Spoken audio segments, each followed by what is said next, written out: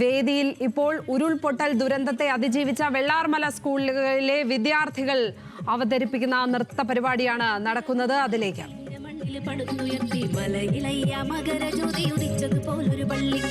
ഒരു നാടിൻ കൈകളായിരം ഒന്നായി ഒത്തുപിടിച്ചു, ഒരു 100 മനസ്സുകൾ ഒന്നിച്ചൊറ്റ മനസ്സായി നിന്നുദിച്ചു. വെള്ളാർമലയിൽ ഉദിച്ചു ഒരക്ഷര മകര ജ്യോതി, വെള്ളാർമലയിൽ ഉദിച്ചു ഒരക്ഷര മകര ജ്യോതി.